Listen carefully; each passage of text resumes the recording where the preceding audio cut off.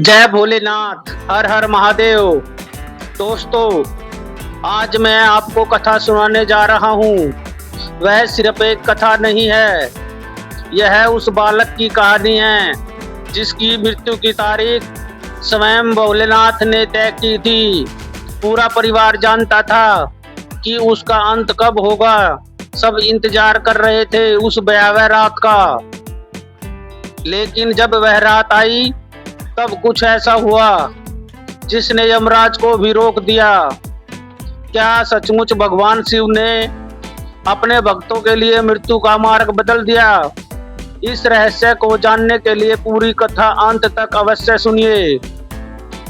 शास्त्रों में कहा गया है, सोमवार का व्रत सिर्फ एक साधारण उपवास नहीं है, यह वह दिव्य साधना है जिससे भगवान शिव अपने भक्तों की किस्मत तक बदल सकते हैं। कहा जाता है, जो भक्त सच्चे मन से ज्येष्ठ माह के सोमवार का व्रत कर रखता है, उसके जीवन के सबसे गहरे संकट भी धीरे धीरे समाप्त होने लगते हैं।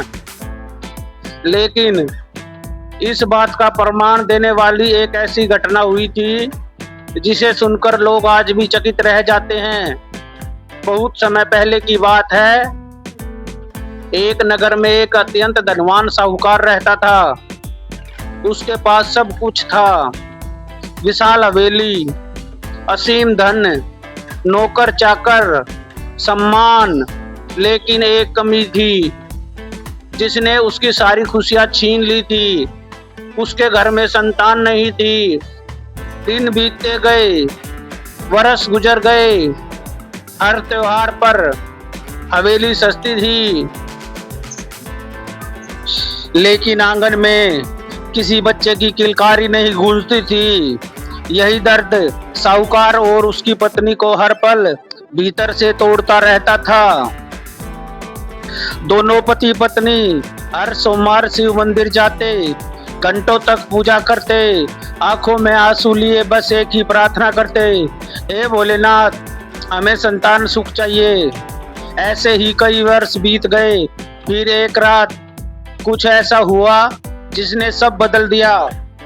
वह रहस्यमयी रात आई।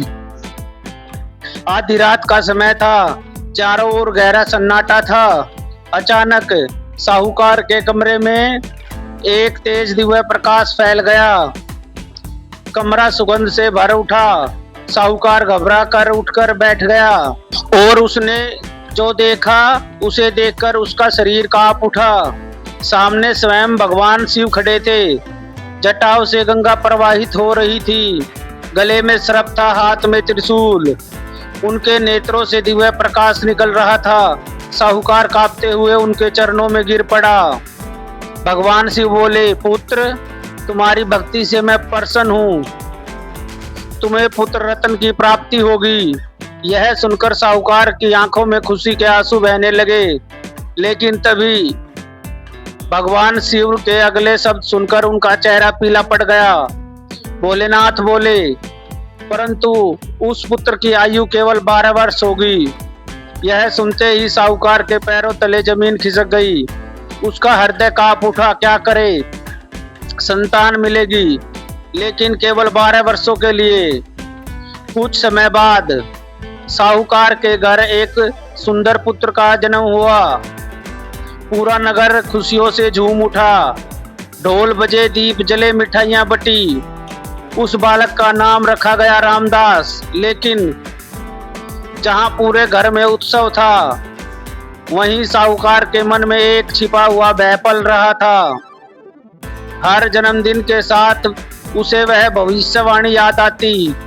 12 वर्ष धीरे धीरे नजदीक आ रहे थे। जैसे जैसे समय बीता, भय बढ़ता गया। रामदास बड़ा हुआ। वह अत्यंत बुद्धिमान, विनम्र और तेजस्वी था। सब उसे प्यार करते थे। लेकिन साहूकार जब भी उसे हंसते हुए देखता, उसका हृदय कांप उठता। उसे याद आता केवल 12 वर्ष। जब रामदास 11 वर्ष का हुआ तो उसे शिक्षा के लिए काशी भेज दिया गया। रास्ते में एक नगर पड़ा। वहां राजा की पुत्री का विवाह था। लेकिन अचानक दूल्हा गंभीर रूप से बीमार पड़ गया। पूरे महल में संकट था। तभी किसी की नजर रामदास पर पड़ी। उसकी सुंदरता देखकर उसे अस्थाई दूल्हा बना दिया गया। शादी हो गई। लेकिन उस रात रामदास ने जो किया उसने सबको चौंका दिया। उसने राजकुमारी के दुपट्टे पर लिखा, मैं रामदास हूँ, मेरी आयु केवल 12 वर्ष है, मेरा जीवन अल्प है। राजकुमारी यह पढ़कर स्तब्ध रह गई। समय बीतता गया और फिर वह रात आ गई। रामदास 12 वर्ष का हो चुका था। आसमान में काले बादल छा गए, तेज हवाएं चलने लगी, दीपक बार बार बुझने लगे। रामदास को तेज बुखार चढ़ गया, उसका शरीर तपने लगा। उसने धीमे स्वर में कहा, गुरुजी, शायद मेरी अंतिम घड़ी आ गई है। यह सुनकर गुरुजी सन्न रह गए। उन्हें सब याद आ गया। उस रात गुरुजी ने जल भी ग्रहण नहीं किया। उन्होंने सोमवार का कठोर व्रत रखा। शिवलिंग के सामने बैठकर लगातार जाप करते रहे, ओम नमो शिवाय, ओम नमो शिवाय। आधी रात बीत गई और तभी कमरे का वातावरण बदलने लगा। ठंडी हवा चलने लगी, घंटी अपने आप बज उठी, पूरा कक्ष दिव्य प्रकाश से भर गया। गुरुजी ने देखा, एक ओर यमदूत खड़े थे और दूसरी ओर स्वयं भगवान महाकाल। डमरू की गूंज पूरे आकाश में फैल गई। यमराज आगे बढ़े, लेकिन तभी भगवान शिव का स्वर गूंजा, रुको। पूरा वातावरण कांप उठा। भोलेनाथ बोले, यह बालक निर्दोष है, इसके लिए किए गए सोमवार व्रत ने इसके भाग्य को बदल दिया है। फिर उन्हें आदेश दिया, इसके प्राण नहीं लिए जाएंगे। यमराज झुक गए। जैसे ही सूर्य उदय हुआ, रामदास ने धीरे धीरे आंखें खोली। उसका बुखार उतर चुका था, वह पूरी तरह ठीक था। गुरुजी की आंखों से आंसू बह निकले। उन्हें समझ आ गया, भोलेनाथ ने मृत्यु को भी रोक दिया है। कुछ समय बाद रामदास अपने घर लौटा। रास्ते में वही नगर आया।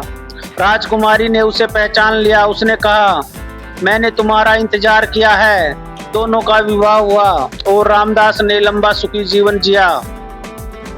दोस्तों, इस कथा का रहस्य यही है, जब सच्ची श्रद्धा से सोमवार का व्रत किया जाता है तो भगवान शिव भाग्य की लिखी हुई रेखाएं भी बदल सकते हैं। कहते हैं आज भी जो भक्त सच्चे मन से ज्येष्ठ सोमवार का व्रत रखता है, उसके जीवन के सबसे असंभव समस्या भी भोलेनाथ हल कर देते हैं। अगर आप भी चाहते हैं कि भगवान शिव की कृपा आपके जीवन पर बनी रहे तो कमेंट में अवश्य लिखें, हर हर महादेव। वीडियो को लाइक करें, शेयर करें और चैनल को सब्सक्राइब करना ना भूलें। जय भोलेनाथ, हर हर महादेव।